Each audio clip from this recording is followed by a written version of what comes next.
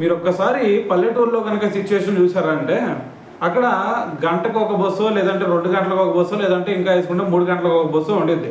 అయితే ఇంకొన్ని చోట్ల చూసుకుంటే ఒకే బస్సు మరి వెళ్ళి తిరిగి రావాలా, సో దానికి 2-3 గంటలు పట్టిద్ది. సో ఒకవేళ ఎవరైనా సరే ఆ బస్సు మిస్ అయ్యారనుకో ఖచ్చితంగా ఆ 3 గంటలు వెయిట్ చేయాల్సిందే, తప్పదు, వేరే సిచ్యువేషన్ ఉండదు. సో అందుకని చెప్పేసి ఇటువంటి ఇబ్బందులు ఉండకూడదని చెప్పేసి ఇప్పుడు తెలంగాణ ఆర్టీసీ అయితే ఒక గ్రేట్ డెసిషన్ తీసుకోవడం జరిగింది. అయితే ఆ మ్యాటర్ ఏంది భయ్యా అంటే గూగుల్ మ్యాప్స్ ద్వారా మరి ఇది మన బస్సు ఎక్కడ ఉంది, అసలు ఎప్పుడు రాబోతుంది అనేది కూడా మొత్తం కూడా క్లారిటీగా అర్థమయ్యే విధంగా మరి ప్రజల ముందుకైతే తీసుకురాబోతుంది అనమాట.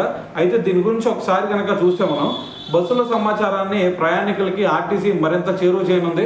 మరి దీపావళి నుంచి బస్సుల వివరాలని గూగుల్ మ్యాప్స్ ద్వారా విడతల వారీగా ప్రయాణికులకి అందించాలని చెప్పేసి చూస్తూ ఉందన్నమాట. అయితే మరి దీంతో పాటు మీ టికెట్ యాప్ ద్వారా క్యూఆర్ కోడ్ టికెట్లు, అదేవిధంగా క్యూఆర్ ఆధారిత డిజిటల్ పాస్లు అందుబాటులోకి రానున్నాయన్నమాట. మరి త్వరలోనే ప్రారంభ తేదీని ప్రకటిస్తామని చెప్పేసి అధికారులు అయితే తెలియజేయడం జరిగింది. మరి అటువైపు మరో 3 నెలల్లో చూసుకుంటే హైదరాబాద్ పరిధిలో ఏకంగా 275 ఈవీ బస్సులు అందుబాటులోకి రానున్నాయని చెప్పేసి మనకి ఇప్పుడైతే తెలియజేయడం జరిగిందనమాట. సో ఏదైనా సరే మరి ఈ డెసిషన్ పట్ల మరి మీరేమనుకుంటున్నారు అనేది కూడా తెలియాలి కదా. సో కింద కామెంట్ చేసేయండి.